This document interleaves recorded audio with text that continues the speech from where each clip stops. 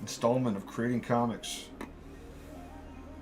This is Chad, and we're joined by Ray, and Perry. You guys want to say hi? Hello, guys. Hello! Much greetings.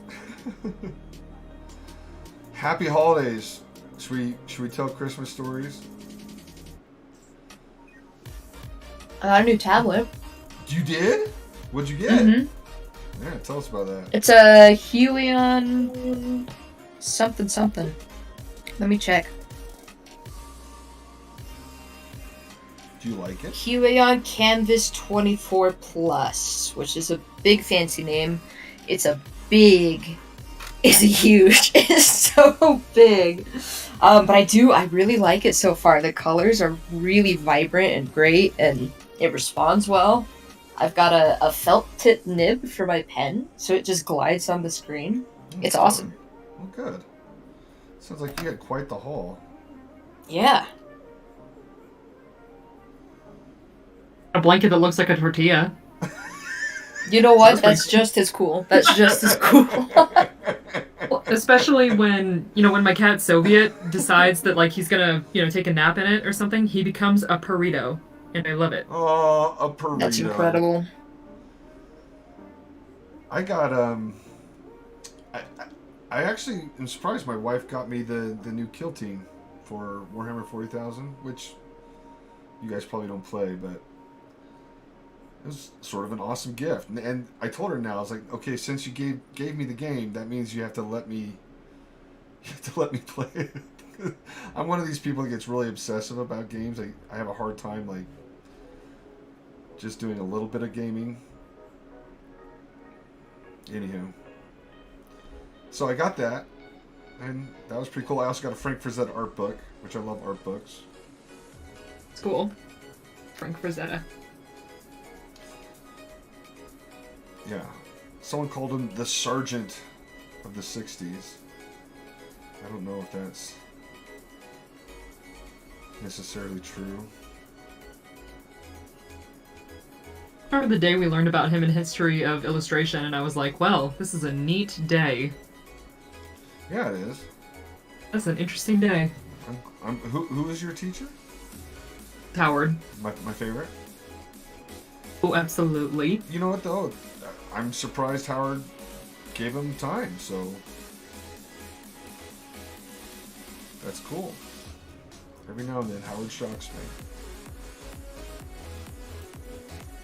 I'm so shocked that I managed to get an A in a Perry class. It was an A-, but it was an A. You did it. Good job. Nice. I was shook, and I was so happy. You know what, though? I think I told my mother, I'm like, Chad tells me about this all the time and how he never got an A. I did something he did. I got an A-. I got an A-. Okay, but cool. I only got one. That was it. My whole collegiate career, I got one. I don't even remember the class. I don't even remember the class. I just remember the fact that like everyone was like, "Dude, you got an A?" But no. Yeah, claim it, because it's a rare thing. It's a very rare Now, thing. here's to hoping I can do it again in Figure 3 for my last semester. Oh, this is it. This is your last semester. This coming spring, and then that's it. Yeah, same here. Wow, you guys are making me sad. I always feel like my students leave me, and it's a little bit of a betrayal. I'm teasing. But it does, you do. You have like this little tinge of like, I'm not going to get to see him every day. Not that we see each other every day, but, often. Mm-hmm. Yeah. I'm using the wrong pin for this. But Do you want to explain a little bit of what you're doing? What I'm doing? Okay, so we're back to silhouettes. Because the replay, I gotta backtrack a little bit just to explain. When you get the new iPad and you open up the new Procreate, you have to set the settings for your video playback in the file that you create itself. And I didn't do that. So when we went and we looked at the replay for the silhouettes that we did for Reiner, the playback is really pixelated and it looks ugly, especially on some of the smaller details around the face. It just doesn't look that great. So now we're basically doing the same thing. We're doing silhouettes, and this time we're creating scary vampires instead of the hero. We're doing the villains. We're doing the antagonist instead of the protagonist, and we're hoping that the resolution holds this time. So that's what we're doing today. And I normally, when I do this, I do it with a brush, but I want the fill to work. So I'm doing this with basically my ink pen in the hopes that the fill works better. Oh, and my wife is popping in. Hey, hon. Hey. You're live to the world. Hold on one sec, guys. Just tell Hello. the person you can talk to me. Oh, okay. Hello? Hello? Oh, hold on. Oh, It's a man from St. Bates, sorry. There Hello? it is. how we doing? Yeah. Yes. Uh-huh. Sorry. Sorry, everybody. Or That's all you good. needed?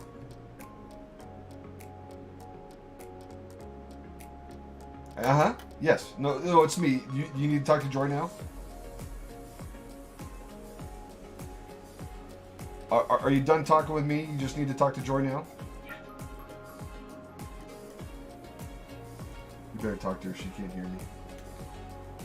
Yeah, there you there still. All right, sorry about that. I have no idea what's going on, but obviously it was pretty important. So it was my bank. It sounded ominous. I'm hoping someone didn't hack my stuff. So that would be bad. All right. Be very good. I know. Ugh. But it would be par for the course lately. So. Alright. So yeah, I'm just getting in some shapes. I want my vampires to be scary. I don't want them to be sparkly. I want them to be scary.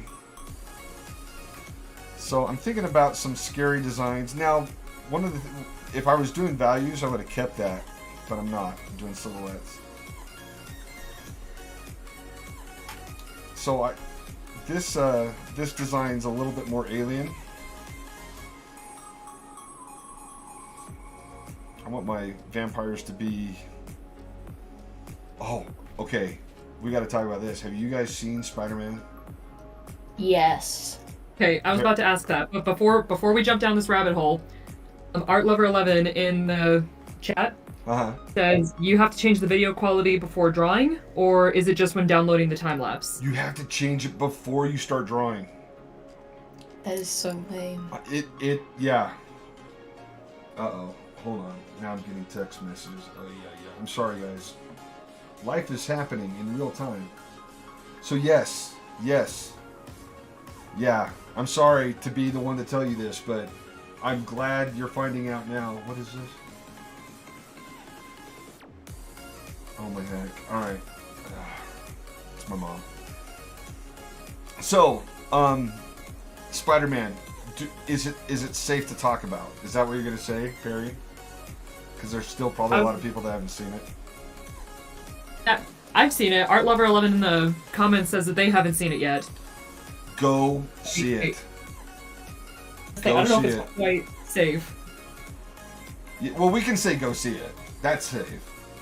It is. I mean, that's not spoilery at all. It is an awesome movie. I think somehow I switched back to the wrong pin. I think this is Chad holding lines and not. Yeah.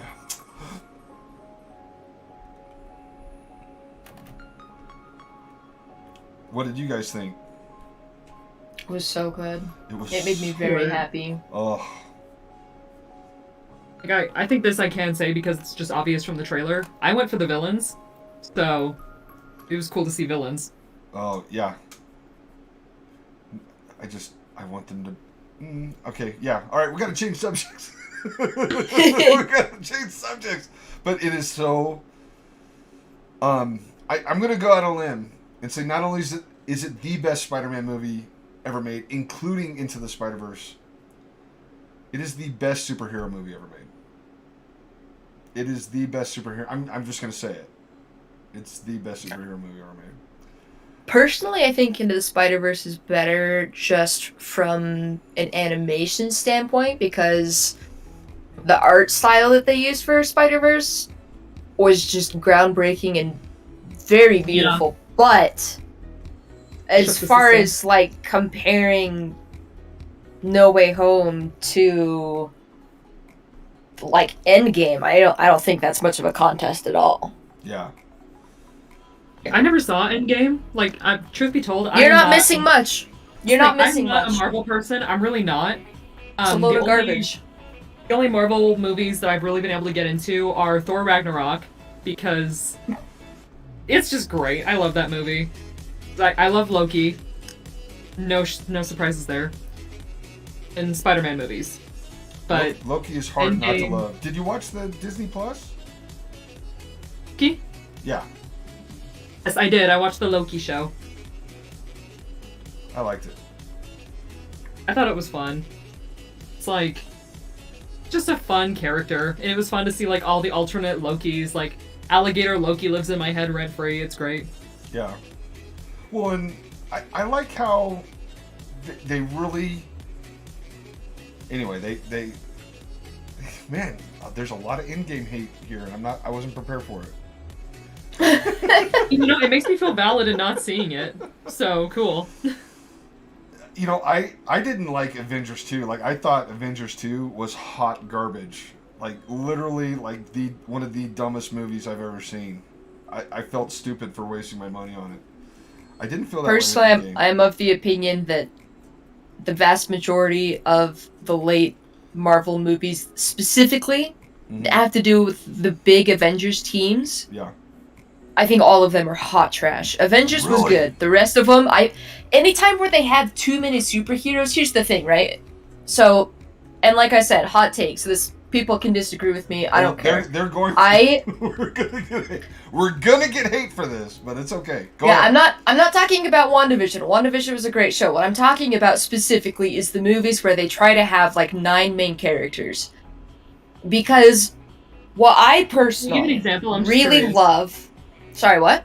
You give an example? I'm just curious. Like, what do you mean, like 9 main characters? Are you talking about like Okay, so like an Civil War Endgame. or something, or Or Age of Ultron, or Civil War. Yeah, that's probably my least favorite one of all of them.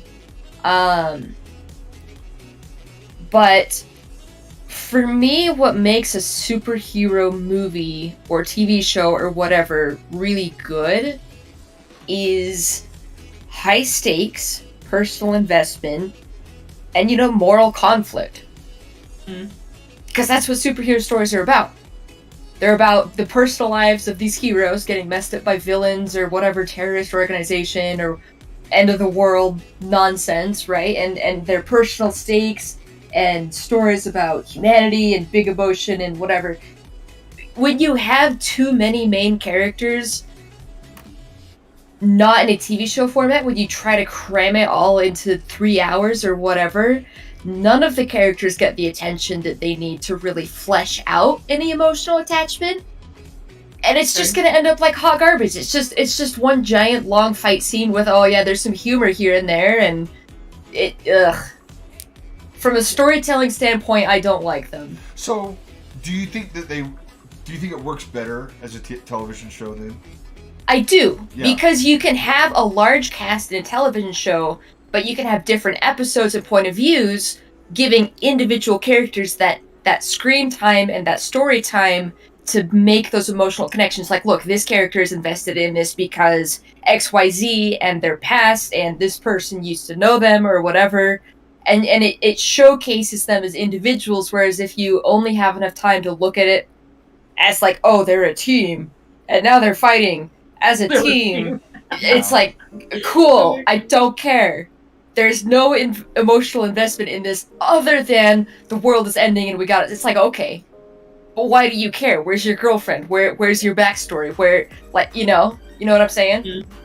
What That's just how I look at it.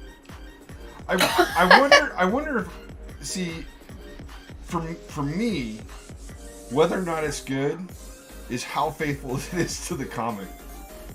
I can see that for you. Yeah. Okay, yeah, that works for you. So with Civil War, I hated Civil War, but it was because Civil War is supposed to be epic. It was supposed to be every hero in the Marvel universe fighting every hero in the Marvel universe.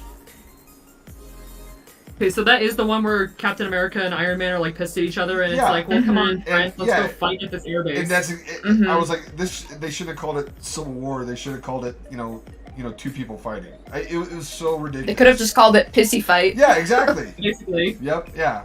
It's Marvel movie pissing contest. Exactly. Right. Yeah. So anyway, we're gonna get so much hate for this though, because let me tell you something. I know.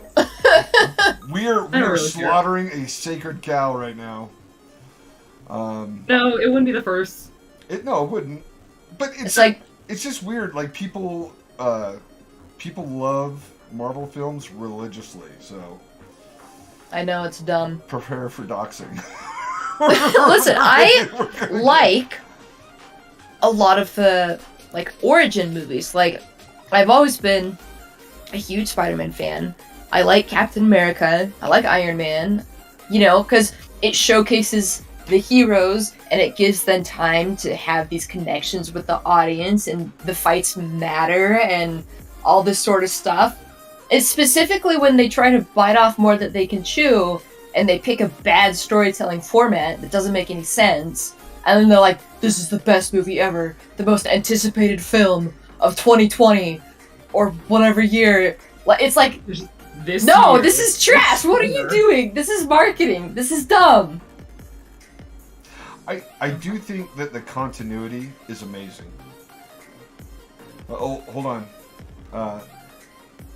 Art Lover 11. One thing I've noticed recently is that Disney has been making a majority of female characters into villains.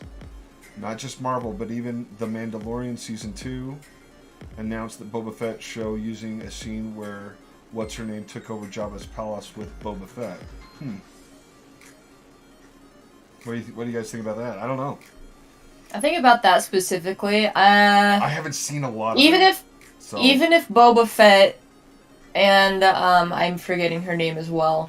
Even if they do become the new kingpins of whatever black market criminal empire there is in the galaxy right now, I'm not necessarily sure I would call them villains. As far as like making the majority of female characters into villains, I haven't noticed that, but maybe that's because I haven't been looking. It might be like an attempt to try and make their female characters more badass or whatever, but well, I don't know. I haven't really like noticed or thought about that. Yeah, I could see it being a move to, be like, hey, we're gonna give more representation, we're gonna show like strong female characters. Now the argument could be made like, okay, well, you can have a very strong female character, but like she doesn't have to be in an antagonizing role in order to do that. Or Mary Sue. Well, yeah, Marvel. And I think that's and also Star Wars Force Awakens, Rey, whatever her name is. I'm sorry, she's not even the characters I've ever seen in my life. If there's one thing I hate more than having a cast that's too big for its britches, it's Mary Sue's. I hate Mary Sue characters so much. Nuts. Okay, there's another film. This has nothing to do with like the Marvel Universe or something, but there's another film. It's called like Suspiria, I believe, and it's some kind of like. Yeah, so it was a remake of a movie that came out long ago. It was an Italian film, horror film, taking place at like this German dance conservatory, whatever. And like, thought the premise was interesting because the whole thing is run by like this witch cult, They use the dancers to. Sorry. Okay. I just said you had me at witch cult. Yeah. So it's run by like this witch cult. They basically use these dancers to execute a ritual. And I'm like, okay, that's interesting. Here's what bothered me though, which like how much of this do you want me to go into? Because I can absolutely spoil the film. Do it. I don't. Okay. There's nobody screaming on the internet not to spoil this film. So. This movie's been out for a while now, right, so... There you go. Mm-hmm. Yeah. Okay. So what bothered me is that you have this, new girl that shows up. Can't even remember what her name is. Yeah. It's like, oh, I'm just like a small town girl from America, and I've never been in a professional dance studio before. Oh my gosh, what am I gonna do? And then she ends up being like the best one. Something like they give her the lead, and it's like she could be the one who leads our ritual. And I'm like, I hate this. I like everything but her. And then like it gets to the end where they're performing the ritual, and like one theme that keeps reoccurring is like this sort of theology that they live by. That there were like these three like mother goddesses that kind of run everything, and the lead like evil witch lady is like trying to pass herself off as one of those and like trying to like revive herself using the lives of these, you know, dancers. And the main girl, like, she has this whole moment where she's like, I am one of the goddesses, and I'm like, I hate you more now, because I literally don't care a thing about you, and now you expect me to believe that, like, you're just gonna show up here and be like, yes, I had the power the whole time. And I'm like, forget you, man. But like, isn't I guess you could pass it off. Isn't that the hero's journey just retold over and over again? I mean, isn't that you guys know what I'm talking about when I say the hero's journey? Yeah. Yeah. Isn't it just the hero's journey, maybe told, you know, badly, but you know that's the whole trope that they're stuck in, so to speak. Let's see, Wanda, Sharon Carter, Sylvie, Maya, Yelinda, kinda. I don't know who Yelinda is. Shang-Chi's sister. Oh, all from Marvel shows movie. Okay. There you go. What? I don't know what you guys feel about. So, I don't know. So I will say this much: corporations, they virtue signal for the sake of virtue signaling. Don't believe for 1 second that they actually believe in any of these causes. They do it because they think they're pandering.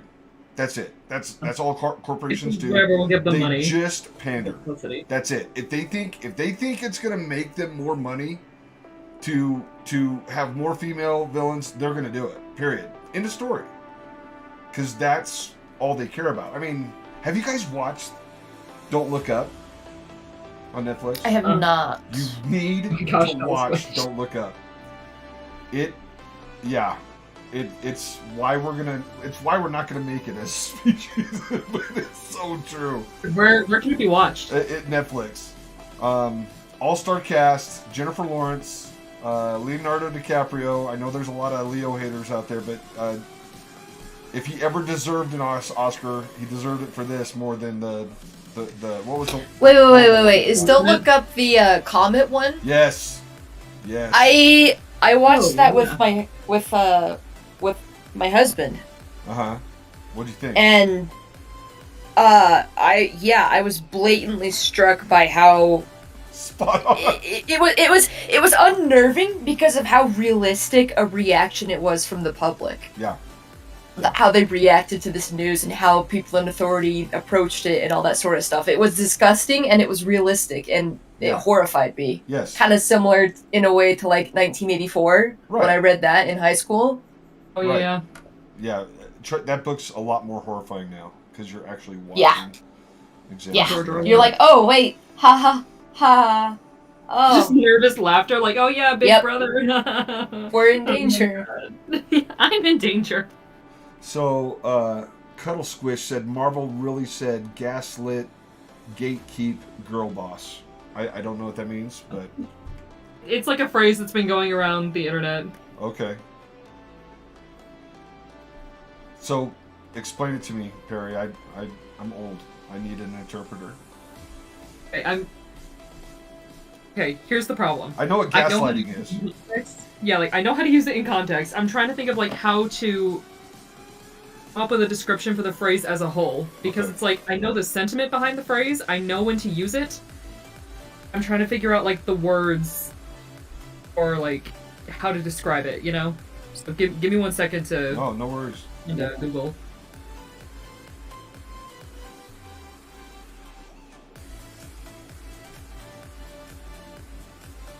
Oof. I thought this would be faster. It is not. I think I'm going to go back to Scribbles. Or the select tool.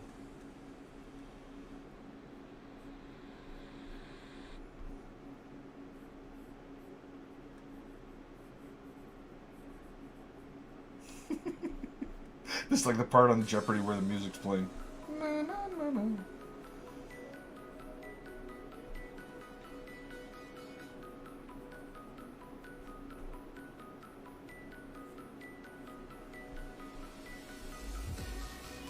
Let's see what Cuddle Squish says, because I'm not sure if I'm gonna be able to find like a decent definition. It says it's a it's mean a- riff on on Live Laugh Live, Laugh, Love Love.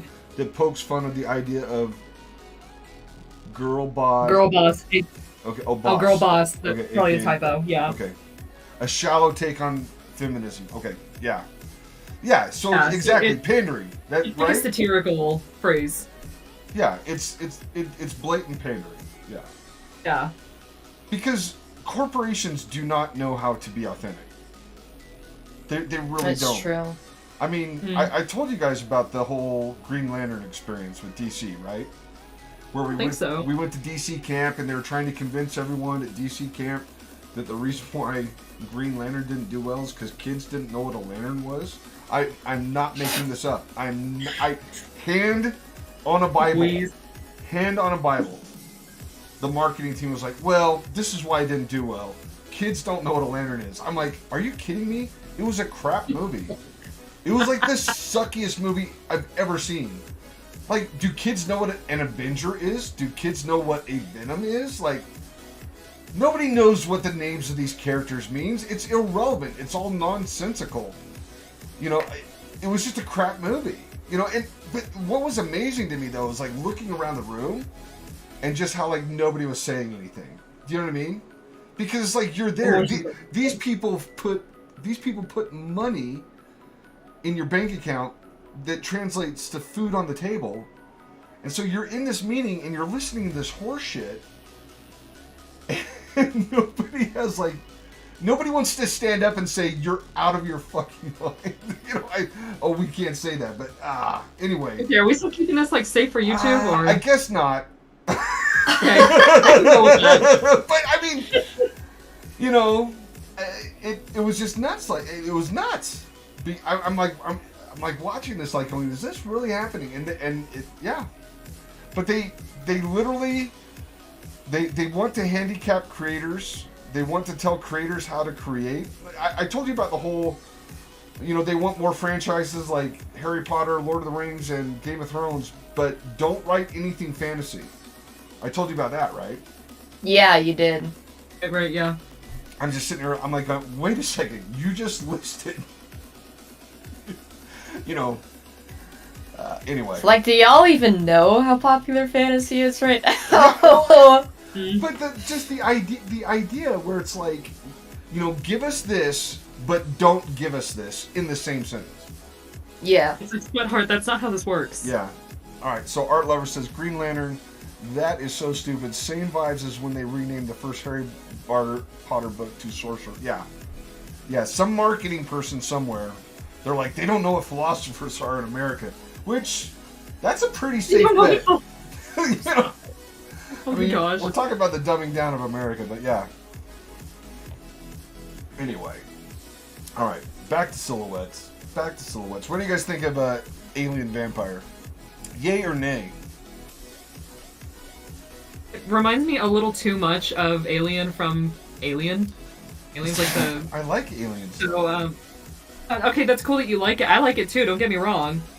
Too much, though. Like, little too similar, yeah. Because, you know, of course, I'm gonna look at that. I'm not really gonna think like vampire. I'm gonna be like...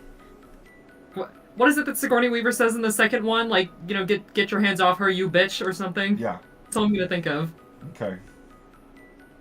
Well, that's the Alien Queen, which is even more alien than Alien. My family, like my mother and her brother specifically, they love that movie. They can quote it to each other word for word. It is a great movie. It's one of the greats. Well, we're not going to get rid of it. We're just going to put it up there. Yeah, like, you know, put it on the back burner. Yeah. So, do we want to do bat wings? And how will that affect the design? I'm switching pins here. Here we go. Chat opaque. I thought it would be faster to do the crisp lines and fill. It was not. It was not fast at all. It was incredibly slow and painful. So I'll have to point that out to my students. Okay, let's see. Let's read the comics here. Needs more human face features like vampire, but maybe bat-like. Okay, exactly. Yeah. So I think some of that's going to come in when I start putting the lines in. I just don't want it to be the typical vampire. I want like a new take. Mm. That's fair.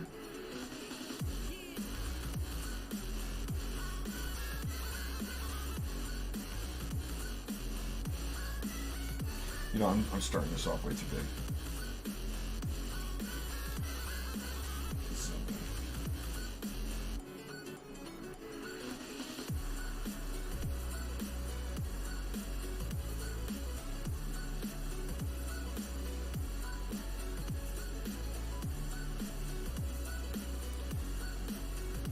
And once again, you know what? I told Jared that we were going to do school stuff, and technically this is school stuff.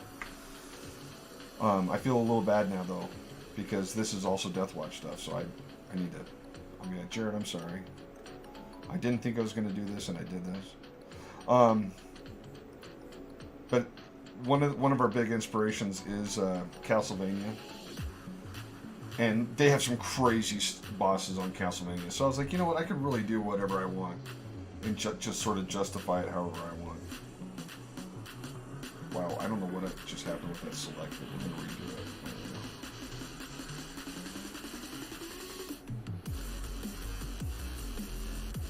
They're drawing some Good Omens fan art, and I feel so alive. I think I had a dream about Good Omens the other day. Really? Yeah. It was definitely David Tennant with yellow eyes. So. Nice. Tennant. What did I say? Did I say it wrong, Perry? Oh no, I was just saying, like, you know, sweet. Yellow-eyed David Tennant. Good Tennant.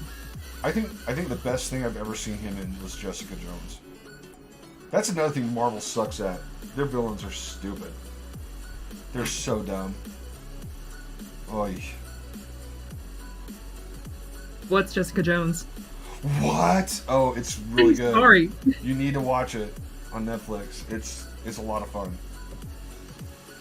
Let's see. Bats have pretty freaking looking faces, except maybe fruit. Maybe you could have ribbed bat ears or other wrinkly ribs and folds. Yeah.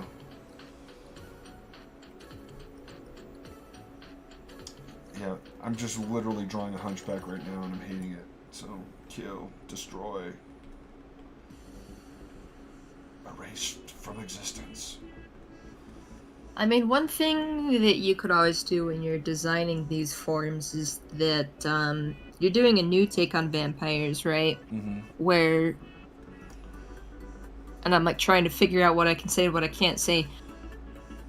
You don't have to just design them based off monsters and bats, right? Like, there's a lot of naturally occurring animals and parasites that feed and hunt that you can think of as well. Yeah.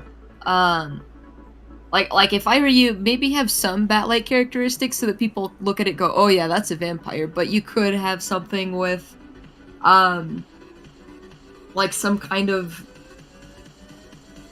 leech traits or mosquito even. Ooh. Ooh, that'd be just, you know, really creepy. other kinds of animals and creatures that specifically are parasitic or harmful in nature in how they survive. If that makes sense. What if they had like mosquito fingers? That's one of the things we talked about a lot.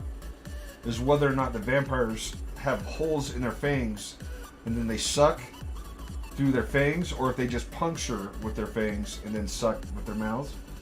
I think the conclusion was that they puncture with the fangs and then suck with their mouths. But that doesn't mean that they couldn't, like you said that they're shapeshifters, right? So that doesn't mean that they couldn't shapeshift to get their prey close to them and that sort of thing like that. Yeah.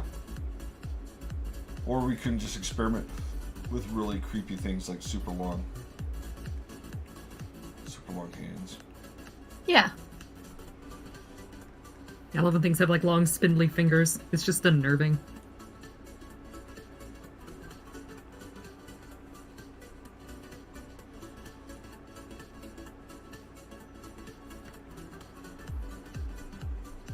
Cuddle Squish asks, are these vampires you're making their own species, or is vampirism transmissible? It's transmissible. So there's a whole lore behind it, but it's top secret. So you have to read the book to find out. But it's really elaborate. Oh, Jared's here. Oh, Jared. Just made it, Chad. Jared, we were just talking about how like this was supposed to be a school stream and not a Death Watch stream, an educational stream. But I went back to character design, and so we're character designing Death Watch, and I was like, I should have let Jared know. Anyway, but we're glad you're here. If not on Discord, we're glad you're here. We're just doing playing around with some vampire designs, Jared.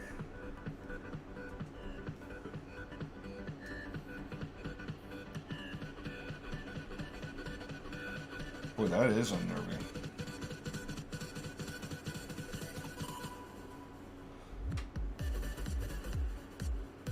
I don't know if I like the big feet, though.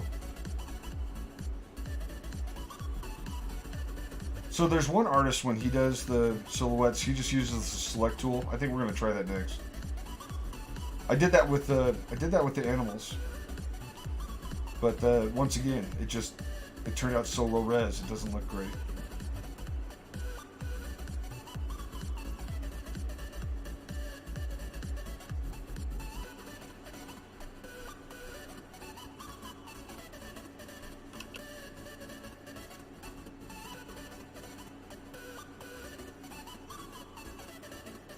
Oh, I sort of like that. That's sort of fun. Hold on. I gotta fix that.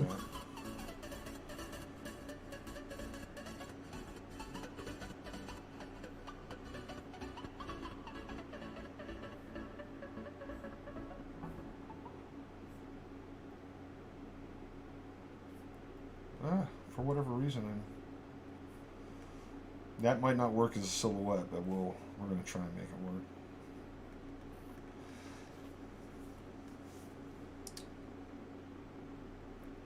I know, Jared, but that's just a dude. We gotta make it. We can't just have old Christopher Lee in like a cloak, man. No one's gonna buy that, buddy. It's gotta look good. Number one rule. It's gotta look good. Now, that's not to say we can't have scenes where he looks like Christopher Lee in a fancy outfit, but.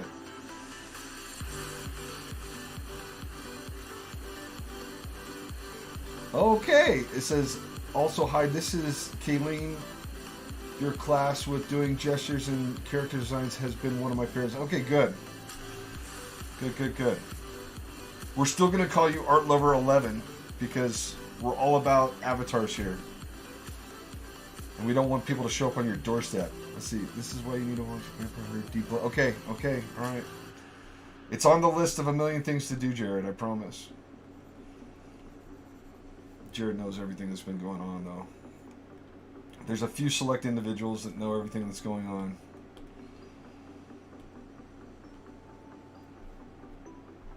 So let's just finish this silhouette, though. Let's play it out.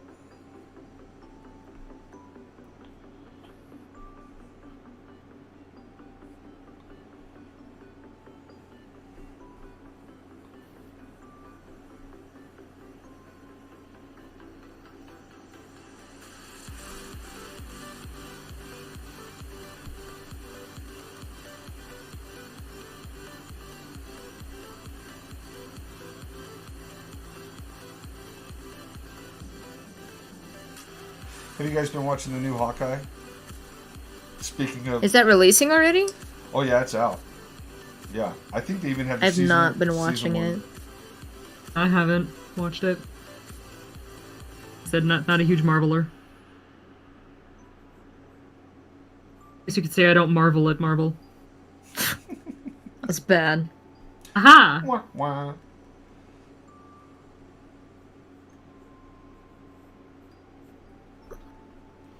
Alright, let's fill this in.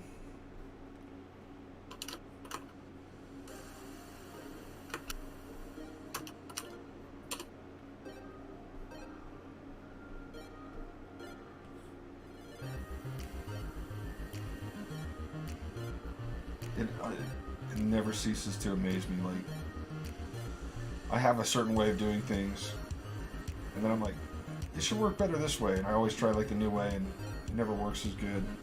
Then I just end up going back to the old way, and then I'm always surprised at how well the old way works. That's why I tell you guys to write down your process.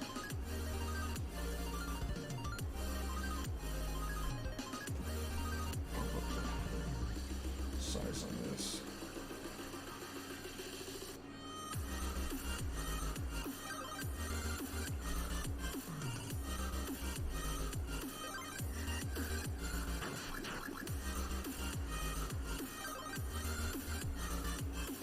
So Jared, so we got Jared distracted. Jared's like, "Oh, the book about that, Jared. No spoilers and no f-bombs. Only I'm allowed to." I've already broken that rule I know. once. We're gonna have to go back and just edit. Need an edit button.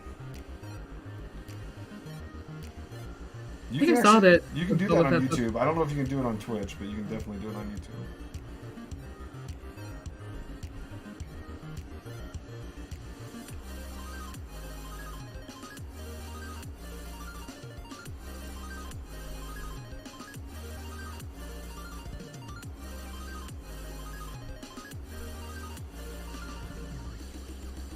Okay, so we got rid of the tail.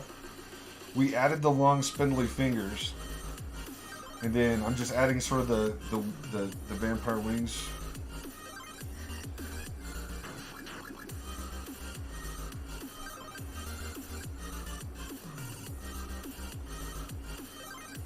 Well, Art Lover 11, you know what's going on too if you're one of my students. So you haven't seen the Hawkeye finale yet, but I found it pretty enjoyable. Most surprising part was seeing how he has a very healthy relationship with his wife and tells her everything rather than keeping secrets or whatever. That's interesting. I've only seen the first couple of episodes, but that's how marriages need to work. You gotta, when you get married, you stop becoming one person. You're two people, and you have to be acting for the best interest of both at the same time. You gotta stop acting like one person, or it all goes to cockadoodie. There's your Kathy Bates reference for the day. You're welcome. E. It's usually the same reference over and over again, but the sentiment is appreciated.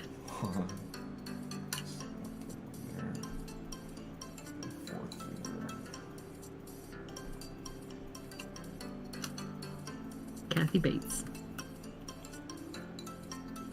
Her best line was still in Fried Green Tomatoes.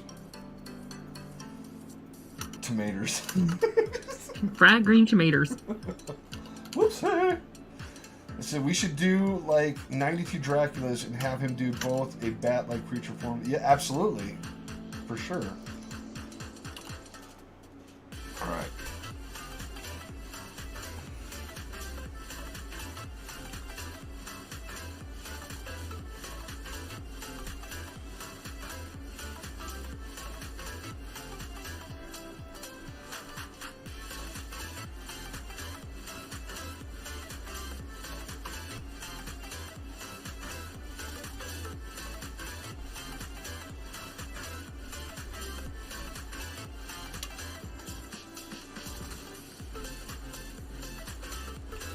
So you're not supposed to have any lines in your silhouette. So this is a do as I say, not as I do moment. You're not supposed to have values. It's all supposed to read. But I'm just going to say the wings are translucent. So there you go. So there's design 2. Okay, so what do we like about design 2? Do we like anything? Does it need to go in the scrap? Scrap I think bin? it looks more unnatural, which I like. Like it's got a more unique shape to it, rather than like, look, this was clearly based off something else. Like it does look like a more organic, unique sort of shape. Right, it's not alien. Agreed. Yeah. Mm-hmm. Yeah. That doesn't look like something Sigourney Weaver should be fighting, so.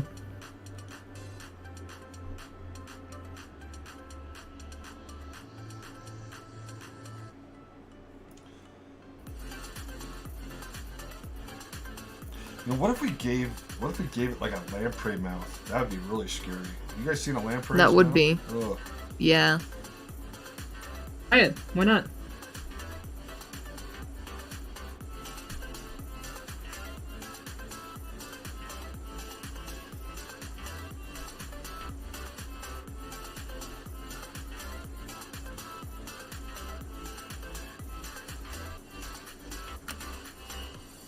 I said we're done, then I go back and I add like a million details.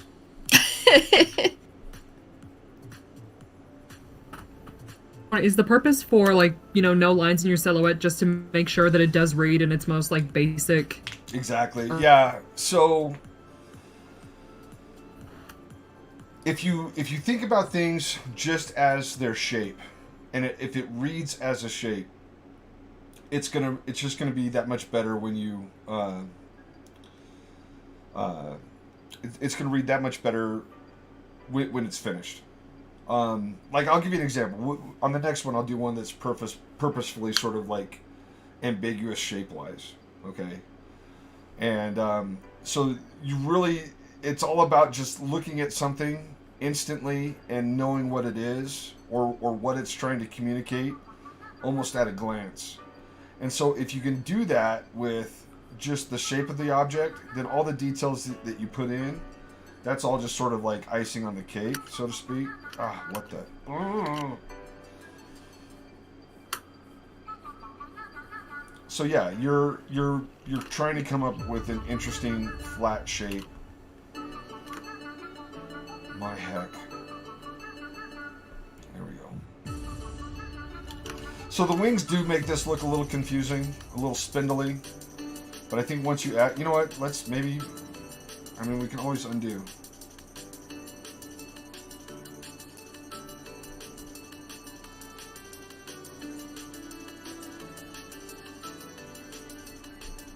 That's too cray-cray. It doesn't work.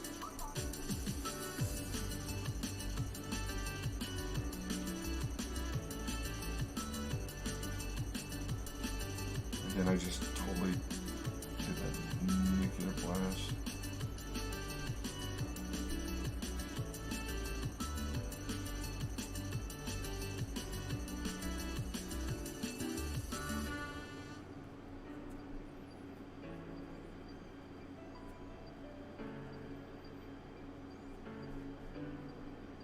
So I'm getting rid of the wings inside just to see if it works without them, and I do think it does. I think it actually helps clean it up. Now, don't get me wrong, after you do silhouettes, you can definitely do value studies, okay? Mm-hmm. Mm-hmm. So, don't think like, okay, but that's just more effective. And that looks really crazy. So, Art Lover 11 said the tongue reminds me a bit of Venom, but that's not a bad thing. It's not a bad thing. Whoop. Plot twist: Venom is a vampire. Oh my gosh. Oh, I wanted to spoil something about Spider-Man just then. It was just about to say that. Yes! Don't say it. Don't say it. Don't say it. I had to catch myself as well. So cool.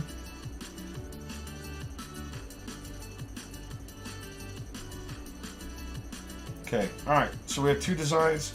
So, all right. Let's talk about silhouettes. So, if I wanted to draw a rocket, I could say, and I was just drawing the shape of a rocket. Technically, this is the shape of a rocket. It's a top-down view of what a rocket would look like if I was just staring at a rocket from directly above the rocket. Okay? That's true. So, technically, this shape equals rocket. Right? But, if I turn around and I do...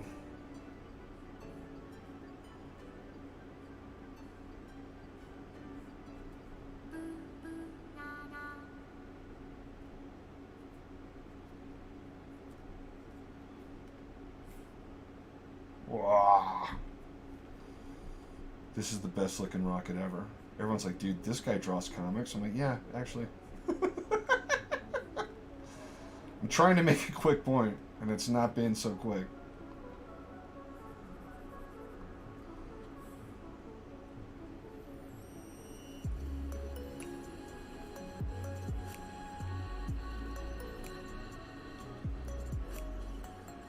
Looks like a swordfish. Trust me, it's a rocket. Alright, but, okay, both of these things are shapes that, depending on how we look at it, both equate to a rocket. And so, like, if I'm doing an illustration and I'm drawing a rocket, and I'm drawing the rocket from this POV, if someone's going to take a glance at the magazine or the cover or the packaging or the page or whatever, and they see this, it's not going to read. But if I have a shape that looks like this, from this point of view, people are more likely to look at it and say, okay, either it's a swordfish or it's a rocket. You know, and you have to be careful, because rockets, as Jeff Bezos has taught us, are basically giant phalluses. So, you know, I'd rather it look like a swordfish. Anyway, but these are things that you need to think about when you're designing something, when you're designing, you know, how it's gonna, oh, Jared said he sent me some pictures, but you're designing something, I can't watch a movie right now, Jared, while we're streaming, but, you want the shapes to instantly read. So, if you can design it in a silhouette as a shape and it reads, it's gonna read that much better in your illustration. Does that make sense? So you want things to be identifiable, and we could do this with a lot of. I mean, you just need to think about it in everything. Like Will Eisner, he did a great example, and we've probably done this before, where there's someone praying, and if you look at someone's front on when they're praying, that's basically their shape. But if you look at it from the side, and they're doing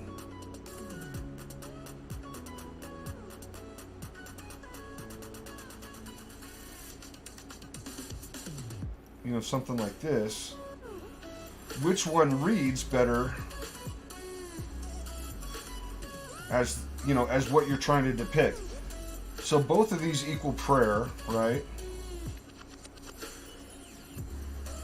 Which one reads, which one actually looks like it's prayer? Or someone's praying. This could be anything. This could be someone, going to the bathroom. This, we don't know. It's just a blob. It's just like this rocket ship. It could be a coin. It could be, at least with this one, it could either be a rocket or it could be a swordfish. Either one of those is more interesting than a sphere. Okay? And so you got to think about all these things when you're designing objects. How is it going to read at a glance? Is it going to communicate? Can you just look at it in 1.5 seconds or 1 second and say that's what this is? And that's what we're trying to do. So I'm trying to create something that's interesting, just shape-wise at a glance. So, anywho, that's rant over. But that's why I do things this way. Because I'm trying to create something that has an interesting shape. I mean, and to go back to Jared's point, this is an homage for horror, Hammer horror films. Christopher Lee's just a person. That's it. He's a guy in a cloak. And as much as I love him as an actor and his accomplishments, and I'm not downplaying Christopher Lee. But design-wise, this is a comic book. We can do anything we want to do. If if I just have like the main villain and he just looks like a guy in a cloak, no one's going to read that book. Because they're going to look at it, it's going to be familiar, and familiar's cliche, and they're not going to give it a chance. Whereas if we have something that looks crazy and exciting and new, then they're going to be like, whoa, what's that? It looks threatening. Like, even if you looked at this and you said, that sort of looks like an alien, but it sort of doesn't, I'm going to read this book and find out what it is. That's what I'm trying to do. So, and that's what when everyone's designing something, that's the mentality they need to have. You need to create something that stops people from whatever they're doing and grabs their attention for long enough to maybe pick it up. And if they pick it up, maybe they buy it, right? Mm-hmm. So, that's the whole point of doing this exercise. Creating a shape that makes you want to stop and look at it more. And that's why we're messing with shapes and not necessarily. We're not even touching the design on the inside. We're not focused on any of that yet. We're just using this. Yeah. So good. Art Lover 11. Oh my gosh, that is so useful to know that silhouettes have use when illustrating poses, not just designing. That's the whole point of a value comprehensive. So, which we're going to talk about that too, just not in this video. Anyway, that's my rant, and let's get back to designing this because it's already 4 o'clock. You guys, I'm sure, have stuff to do, right? Let's see. Bold assumption. Let's see if we can crank out. I can't remember. I think I asked for 5. You know what? I'm not going to delete these. I'm gonna cut them out, and then I'll just paste them on a layer, and then I'll hide the layer because I do think they have educational value. All right. Okay. All right. So let's try one that maybe is a little bit more traditional, and see if we can't make it interesting, even if it is more traditional. Let's go back to this layer. I hope that answers questions though. I forgot. I meant to say that the reference option lets you color. Let's see. Yes, I know that. I did know that. I just don't do it. I don't know why I don't do it, but I don't do it. Mechager. One thing that we could try after you try a more traditional design. I just had a thought, like vampire, big scary monster, right? But if they're shapeshifters, there might be an opportunity where they shapeshift into something very small and fast. Like if you're in a dense forest, for example, you wouldn't want to be a big monster because then you'd have to push all these trees over and keep running into things. But if you were to condense yourself into like a smaller sort of form, that could be kind of cool to experiment with as well. So Raina, let's do this. That's what this page is. You know what I mean? True. Yep. Yeah. This is where the infamous spaghetti rat comes in. Spaghetti rat, let's go.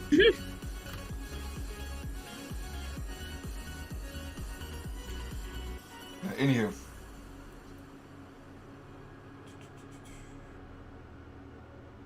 Okay. All right, let's try a more traditional one. We'll make Jared happy here. Let's see. The Mare Link pictures I sent you could be good reference, but I thought they were movies. Hold on. All right, let's try this real quick. Whoopsie. Oh yeah, okay.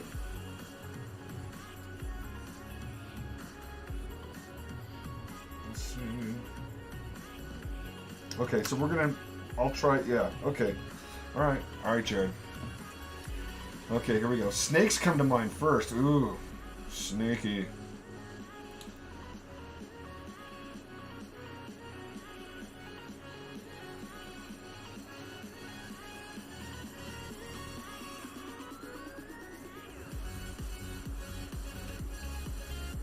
We're back to drawing sexy vampires.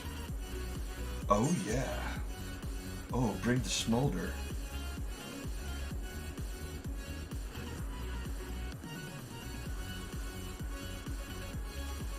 That looks a little weird.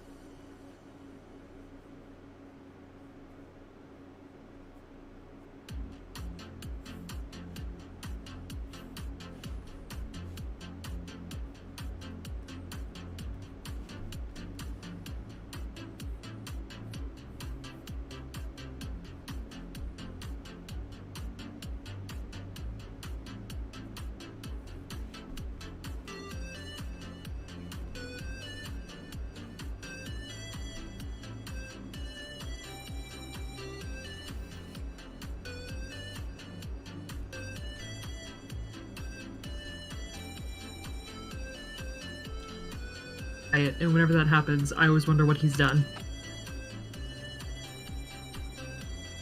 For whatever reason, I was thinking the Goblin King on Labyrinth. Oh, the David Bowie character? Oh, yeah. Yay.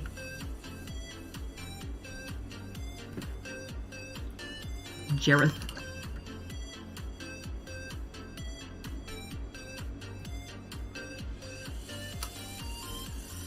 Yeah, Labyrinth used to terrify me as a child. It should. It really should. It's terrifying on every level. It's like, I think it was the first time I'd seen like a puppeteer kind of movie, you know? Yeah. Yeah, it was. And puppets are bizarre. disturbing. Yeah. Puppets Especially are I think when they're disturbing. made to look, like when they're purposely made to look kind of like gritty and like odd like that. It was the strangest thing. Yeah, it's this weird thing where it's like they're real and they're not real. Hmm. And then there's also, kidnapping, because they steal Yeah, babies. true.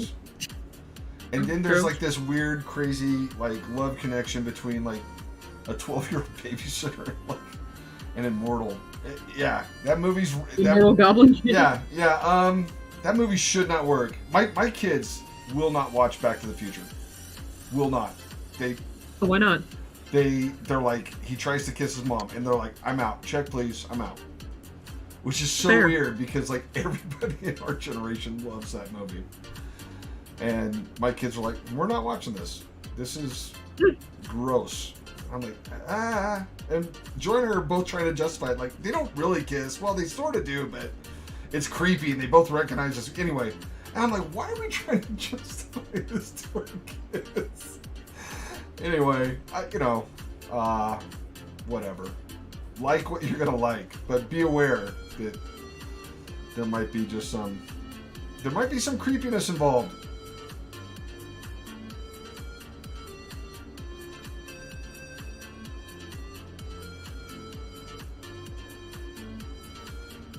Have you guys seen The Last Duel? Speaking of creepiness. I don't think so. It doesn't I sound have familiar. not. Okay. Let me tell you. So, Ridley Scott, who's one of my favorite. Okay, so Pinocchio originally was written as a very creepy, disturbing story. A lot of the Hans Christian Andersen fairy tales do not have happy endings at all. So that doesn't surprise me. But The Last Duel, so Ridley Scott basically got on, it must have been Twitter or some interview somewhere, and was blaming millennials for not watching The Last Duel. And I watched The Last Duel. It was perfectly cast, beautifully shot, good, well, I shouldn't say good story, good storytelling, but it was one of the most disturbing subject matter. I mean, basically it's about a rape. The whole movie is about a rape, told from the three people's perspectives. And I'm like, you know what? People don't necessarily wake up in the morning and be like, I'm going to go watch a movie about rape. You know what I mean? Like, Yeah, that can be a bit heavy Yeah, for, like a Tuesday morning. especially during these times. Like right now, Spider-Man is the perfect pandemic movie. It's the perfect pandemic movie. People just want comfort right now. Yep. Yeah. Exactly. So anyway, I'm not saying don't watch The Last Duel. It's just weird. Just know what you're getting into. For some reason, that hand feels really low.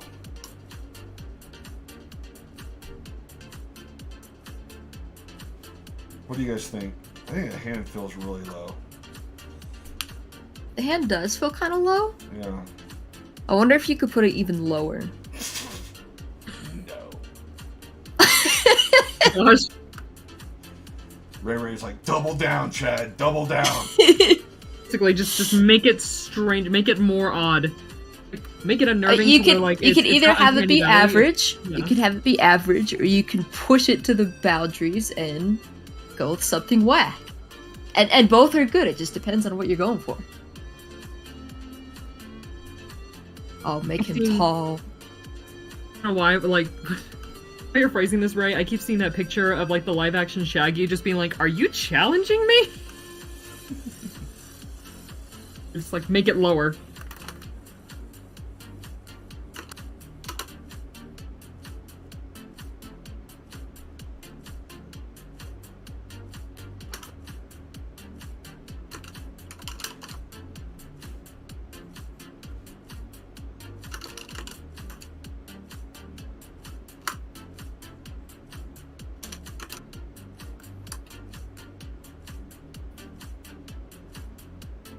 I went to a tea house in Salt Lake yesterday with a friend of mine. Uh-huh.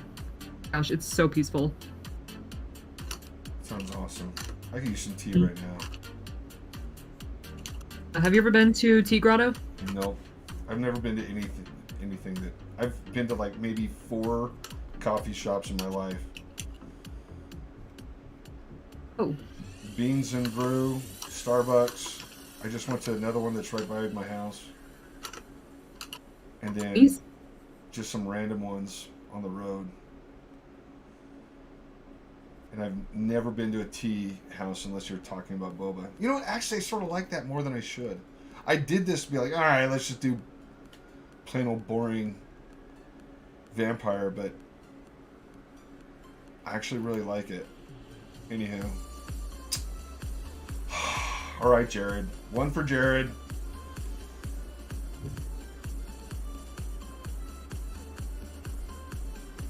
Let's make him sparkle. Hold on. Sparkles! Woo! No, I'm teasing. Don't make him sparkle. All right. Okay, so we got 3. Let's see. We just got a Dutch Bros coffee near the place where I live, and we did too. There's one literally right around the corner, and I won't go because the Dutch are not known for their coffee. If I want clogs, that was extremely nationalist.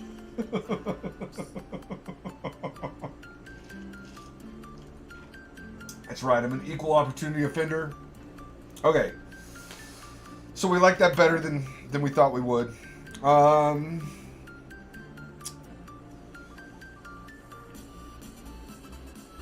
What else are we gonna do? What else are we gonna do? What else are we gonna do? Think. I'm trying to... You know, what if we did like a fancy suit one?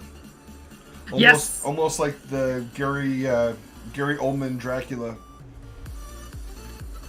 Fancy suit. Fancy suit. You know what though? I'm gonna hide this layer. I'm gonna create a new layer. And then I'll make it fit. Let's do fancy suit. Let's do Gary Oldman, Dracula.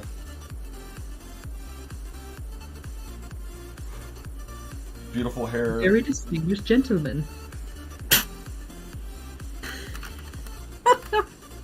Gentleman, but he's on all fours crawling at you from across the bar. Okay, imagine that, but you still have that audio of like, look at this distinguished gentleman. Look, like he's It's like- crawling across the bar. Yes, very distinguished. He's like crawling on the ceiling. Oh my gosh. Yes, already. Very distinguished. Look at that hat. Follow the hat, the more pride.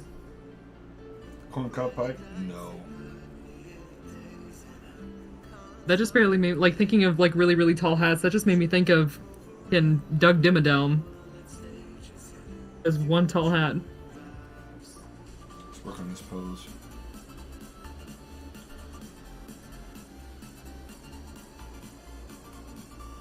Art Lover 11 said, well, what if he seems human-like in the silhouette, but the details show him to look more alien or animalistic? He's a misleading distinguished gentleman. I know. Oh, distinguished. You know, since our last podcast, Anne Rice passed away. Huge influence. Not only on my vampire lore, but just on life. Oh, wow, I still have the erasers on Sparkles. Oh! Go back. Alright. Oh, yeah. That's what I get for messing around. I really hate the recent folder. I'm going to move it down here. Get away from me. I have my own way of working. You can't move the recent folder? Ah, it said no.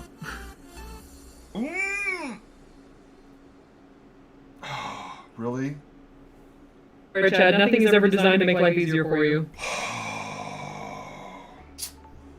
I know the brushes I want to use, and they're not in the recent folder.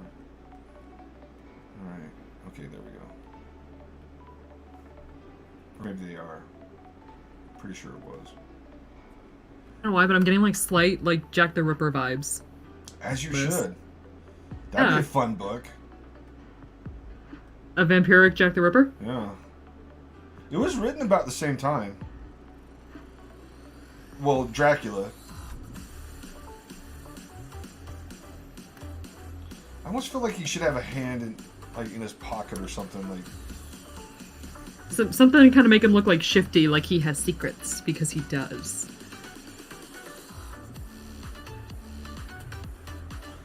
skinny jeans for sure. Well, skinny pants.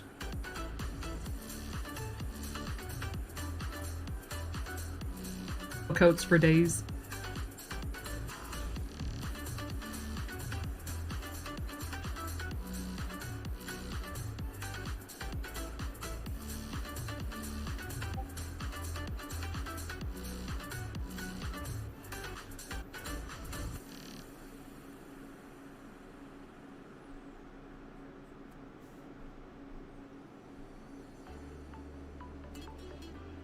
I'm teasing. No elf shoes. Ah. I. Perry's like, but why? It's like, You like elves? why not? You Elvis now? Ooh, wow, that got really dark. Ominous. That's more ominous than I thought it was. And this is the reason why you block in the shapes, too. It'll read one way, just as line, and then it'll read another way as the shape.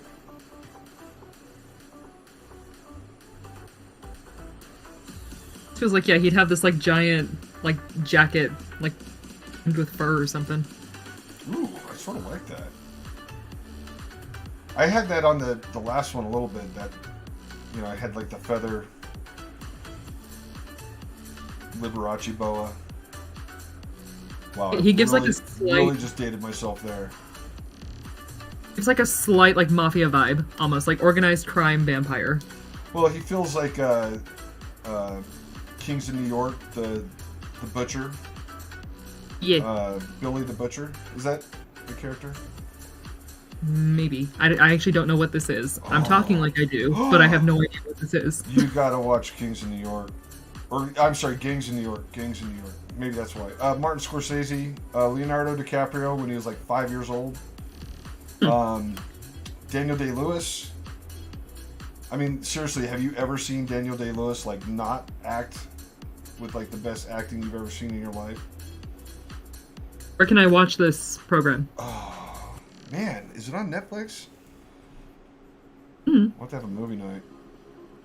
It's called Gangs of New York? Yeah, Gangs in New York. Okay, it's a little vanilla. So I'm gonna take Perry's advice and we'll make some type of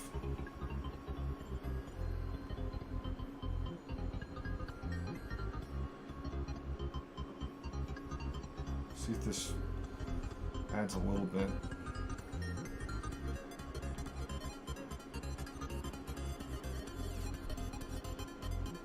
I think it's on Hulu.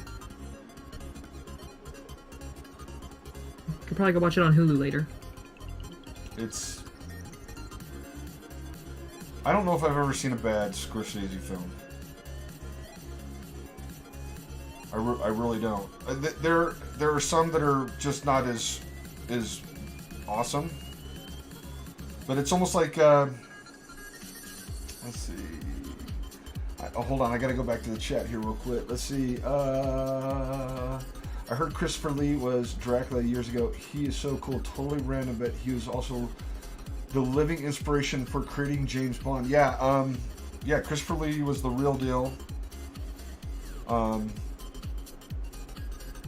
heard rumors that when Peter Jackson was giving him direction on Lord of the Rings, where he's like, imagine you're stabbing someone, what that would be like, and Christopher Lee's like, I've done that. I don't like he was seriously like a spy in World War II.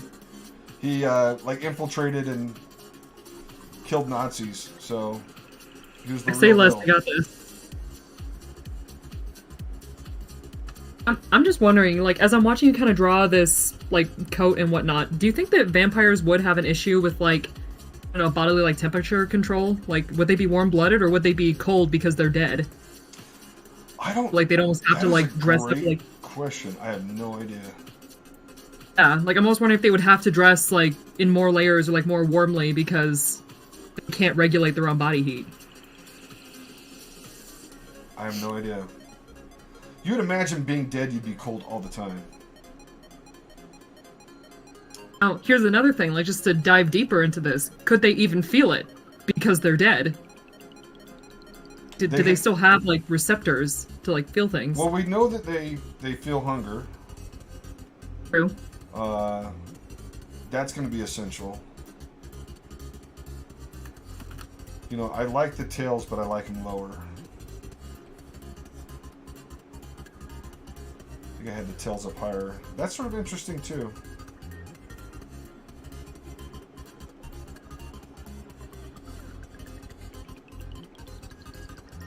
Jared said, we know they feel themselves when getting staked, so yeah. I guess they would be able to feel pain. Yeah. Some kind of receptor, like pain receptors or something left. Yeah. I just, because Well, I feel like we also know that they feel like burning too. that's So, true, yeah, when they're in the sun. Let's see. Dingo Doodles YouTube makes animated retellings of a D&D campaign she played, and they had vampires be like a mob boss running a casino. They would be okay in the sun if they had a healthy supply of blood in their diet. That's interesting. See, I would Like think, the more like nutrients they have, the more they're able to like survive like regular people. So have you guys seen Midnight Mass? Yes, I have. Okay. That's my theory. Like once you turn, then so there's okay. Yeah. There's so much I want to talk about, but I don't want to give away like everything we're doing. All right. So there's another one. Cranked it out. Let's take this and we'll copy paste. Cut. I feel like I always see vampires like they are usually like kind of dressed up, you know? I'm like kind of wondering if there's a practical purpose behind that or if it is just kind of like, well, I'm a vampire, so I might as well just like look good.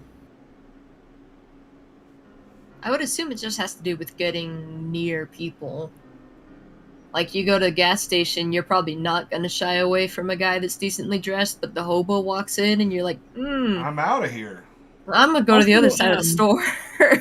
Well, here's the other thing. Imagine like, because I'm wondering if like the quality of life that the human lives determines the quality of their blood. So if you dress nicer, like if you're in like a higher society, you may be able to get like a higher quality of blood because you figure, you know, richer people are typically more fed. Like, yeah, they're better fed. They usually Probably have more less like medical diseases at attention. least. Yeah. Yeah.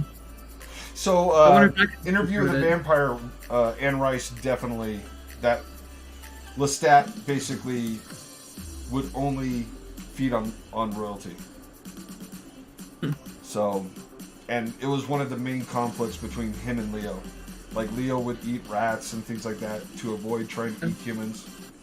He didn't want to kill people. Yeah, he's like trying to avoid it. So let's see. We know that they feel themselves getting staked. As far as I know, they are permanently cold like a corpse. It's to lure in unsuspecting travelers. Yeah, okay. So they want to appear inviting. It's like a male version, and then Art Lover. It's like a male version of a siren mermaid or something. Yeah. Well, no fear guessing. Okay, so we got one more design. So we have sort of the Gary Oldman Dracula in the... Yeah, I sized that down and forgot to resize my pen. So, and then we have spooky, caped vampire. We have animalistic, crazy, voyeur vampires. Alright, think. What if I did almost like a you know, I'm gonna almost do like a half vampire, half werewolf. A werepire. Like fluffy? Or you mean more like body shape? Yeah, I mean almost like a bear.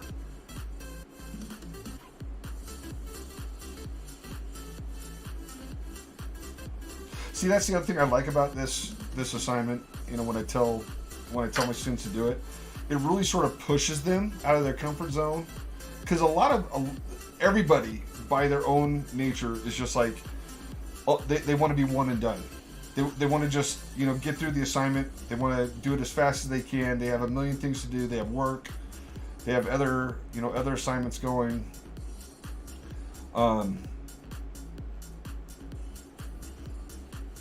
And so the whole instinct is just to cruise through it as fast as they can. But when you do like a set number where it's like, okay, you have to have this many designs, it really pushes you to start trying to create something that's completely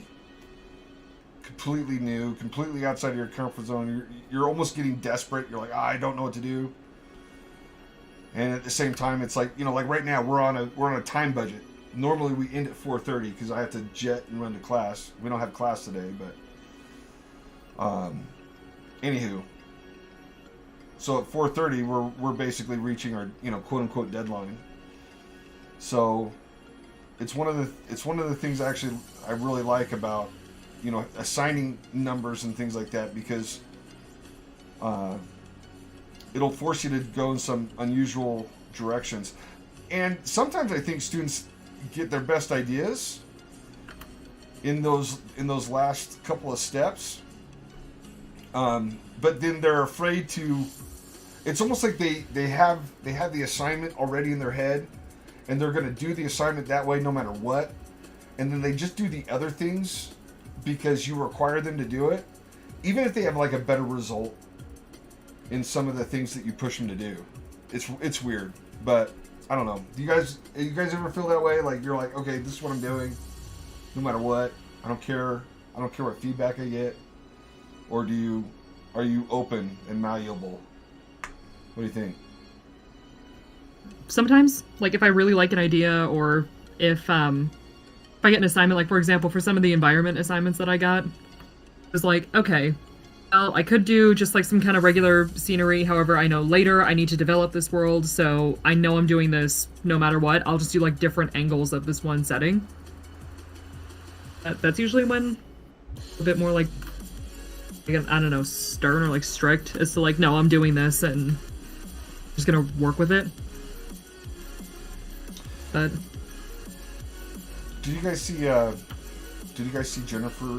No, I'm not Jennifer. Kimberly's final assignment for concept. Did you see that one, Perry? yeah, the 3D modeled one. Yeah, it was pretty cool. Yeah. It wasn't all 3D modeled, right? Just some of it. I think it was. Was it? Okay. Yeah. Thought a little bit of it was painted. I'll be honest, that whole week is such a blur that like I can't really remember. Well, I- yeah, I'm pretty sure most of it was 3D, if not all of it was 3D modeled. I felt so bad. You know what? I owe you guys all a pizza party. We should do that. Right in the middle We still of had a the pizza party. party. What's that? Oh, you guys, that's right. Because I wasn't going to be there anyway because I was supposed to fly out. And then, yeah, okay. So you guys got one.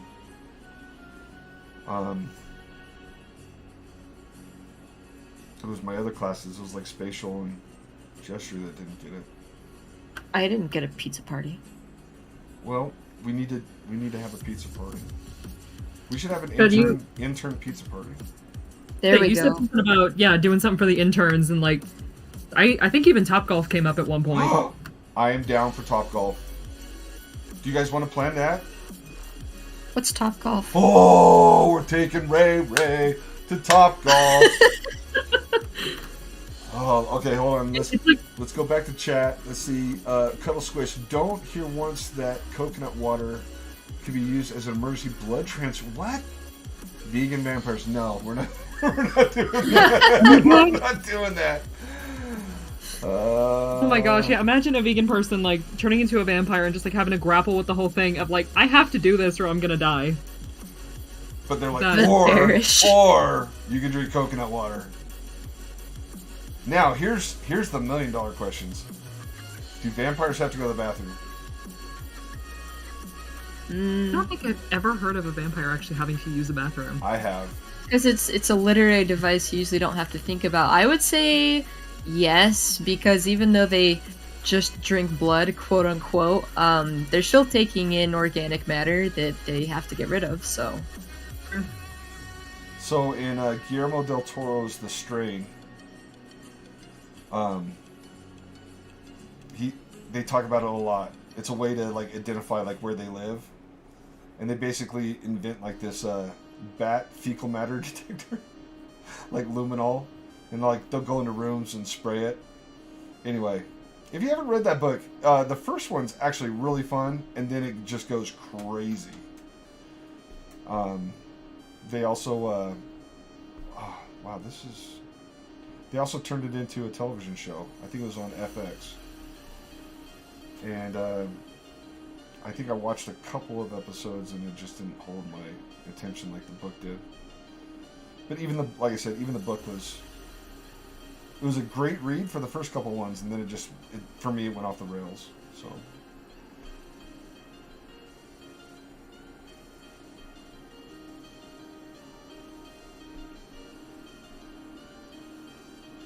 See, I really sort of like this. This is sort of fun. It is fun. So I'm glad I did it. I don't know if it'll be my final design. Yeah, did you want to explain to Ray what Top Golf is? I think we should just take Ray Ray. I think we should just take Ray Ray to Top Golf and let her experience Top Golf. Fear. No, it's a lot of fun. Okay, Okay. it's bowling for golf. Let's see. You just chuck golf balls at a bunch of pins? Absolutely, Ray. You just take that golf ball You and just chuck 'em? just throw it. That sounds like fun. I'm gonna go back to the chat real quick. It says that reminds me we should ask the Amazing Vegas guys if we are getting a layover on tables. I will. I'm sure Jimmy J has a plan. I'll send him an email. That reminds me, I need to cancel. I'm having a small surgical procedure done, so I need to cancel one of my appearances. Probably won't be ready to apply for BFA until 2024. What? That's like, man, that's a long time if it's only in the spring. 3 years. But classes like concept art. We can get you an override. You don't need to wait that long. That's nuts. That's nuts. Don't wait that long. Yeah, get it done. Yeah, get it done. Why? Yeah, I will override that for you. Don't wait 4 years. That's nuts. Yeah, that's my whole advice about college. Like, get in, get out, and don't let it warp your brain too much. Did you say wait 4 years, Chad? No, I was reading Art Lover 11's post. It says, I probably won't be ready to apply for BFA until 2024. So it's 2022. Well, Yeah, I was it's gonna about say, to be 2022, so... She'd only have to wait 2 years. Yeah, 4 semesters, sorry. Mm-hmm. I was like, 4 years, wow. I think yeah. But no, that's still... Like, I'd say just, yeah, get a portfolio together and just quit. Just quit.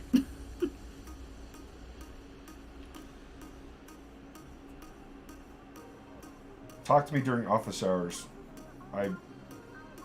There's some vital information that I'm gonna drop on you that I'm not gonna drop on the internet. I'm getting all kinds of flashbacks now to like when it was time for me and Ray to apply for BFA. Yeah. Oh my gosh, I was stressed like nobody's business. And I know here's the thing. Ray, I'll be honest, I have no idea if like at some point you were starting to get annoyed with me because like I was so worried about it. I do remember you saying like, you'll be fine, you'll get in, but I was like, really? But like... I wasn't getting annoyed at you. It's just like at some point, after a certain point, like you're so anxious you can't think. Mm-hmm. And you just gotta take a deep breath and be like, it's gonna be okay. It's gonna be good. You know, I tell my students all the time, it really doesn't mean anything. It really doesn't. You can still get in those classes. You just need an override. And anyway, there's people in the BFA that shouldn't be in the BFA, and there's people outside of the BFA that should be in the BFA. So no matter what, do not let anything at college affect anything in your life. Just do it. Like, if you're going to do something, do it anyway. Son of a... College is not a barometer for success. It's just... Sometimes... It's just people's opinions. And that's... And a lot of those people are completely out of touch with what you want to do. They know nothing about it. I mean, I told you about my MFA experience where I was like drawing Harley Quinn, and I'm like, just give me my frickin' master's degree. But everyone on my review board was a fine artist. Like, tell me how frustrating. I mean, can you imagine? Like trying to justify a comic book to like people whose whole world is galleries and exhibits. It's kind of how our BFA review felt. Exactly. So, I literally was just like, just give me my degree. Because I'm like, look, if you don't think this is a valid art form, you shouldn't be offering it in your curriculum. Do you know what I mean? And that's what the argument comes down to. I mean, hoy vey. Anyway, politics. Huzzah. Just know that if you're going to do comics, if you're going to do video games, in the art world, you are the lowest of the low. You've picked the lowest caste system. Nobody cares. So, anywho. Alright, there is Wolfen Vampire. It's going to fit in perfectly in this little negative space right here. And there are my 5 silhouettes. So, we were able to do 5 silhouettes in an hour, a little over an hour and a half, with all the talking and everything going on. So for this assignment, you're going to be doing protagonist and antagonist and a sidekick. I was able to do 5 in an hour and 40 minutes. That's 6 hours of homework. If you work hard in class, you should be able to get this done in class with a little bit of spillover and still be able to finish all your stuff well within the 10 hours of homework that you're assigned for the week. So, but once again, remember that the whole point of the silhouettes is to create an interesting shape before you ever start laying in the details with line or doing anything else to it. Value, form, texture, detail. Before that, come up with that interesting shape first. Let's have a little bit of a vote while people are still here with us. Always remember to number your preliminary work. Let's get a better writing brush. So let's hear from the fans. We'll call this one number 1. Here, we'll do number 1. Number 1. And then we'll just do number 2. Number 3. Now, I don't guarantee whichever one you vote for. I might do an executive override. Number 4. You're like, I care about your opinion, unless it sucks. No, no, I don't believe in design by committee. And trust me, when you've worked, and here's the other thing. There's no reason to say why number 2, number 3, number 5 all couldn't exist in the same universe. Like, these could literally just be different manifestations at any given time. Could be the same guy, even. Exactly. So, yeah. Got a different font. Yeah. Okay, so we have 1, 2, 3, 4, and 5. In the comments, vote on which one you like the best, and that'll be the one that we finish up in the next step. And come back next week. We will put the line art on these, and then we will go into the colors. We'll do flat colors first, then we'll do cell shading, and then we'll render them out. So, anywho, number 3. Okay, which is my favorite. Let's see. I think they could all work as different forms. Okay.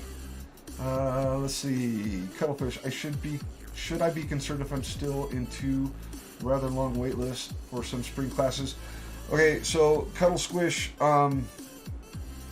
If when you say in the middle, if you're at like 4, I would say you're good. If you're at 6, find out however many people there are. If there's 16 people on the wait list, chances are they'll open up another section. But that also comes down to whether or not they can find an adjunct to teach. So let's see. Yeah, that's good advice. Yeah, there you go. So we got 3 or 4, 5 and 4. Looks like three's sort of the popular one. So we're gonna crown 3 the winner. I'm gonna circle that. That'll be the one that we take to completion. But like I said, I probably will end up doing all the iterations. And I'll do what I did before with Reiner. I'll probably do a little bit of an anatomy study first, and then go over these just to make sure that the anatomy is correct. Because even with elongating this, I still feel like the arms are too low, which is weird, but it goes that way. Anyway, tune in next time. I'm at 7 and 10 on those wait lists. Okay, so with the 10, they're probably going to open up another section. Okay? But once again, that comes down to whether or not they can find an adjunct at the last minute. But usually when the wait lists get that long, they open another section. So we'll see what happens. It's in the hands of the coordinators in the department chair, which is not me. So good luck. 7, that's a horrible place to be. But I've seen it happen. What can I ask what the class is? Or maybe you guys can talk through email. Yeah, exactly. Hit me up on Microsoft Teams. We'll talk about it there. We got to go. We're over our time. Thank you for tuning in. We're still getting our act together, but look for some announcements on Twitter and look for a little bit of that rebranding to happen as I get things done. Hopefully this will get a little bit more professional. I want to thank Perry and Ray for showing up and keeping it from me just talking to myself, which is horrible. All right, guys. Thank you for joining in, and we'll see you next week. Have a great day, guys. Goodbye. Bye-bye.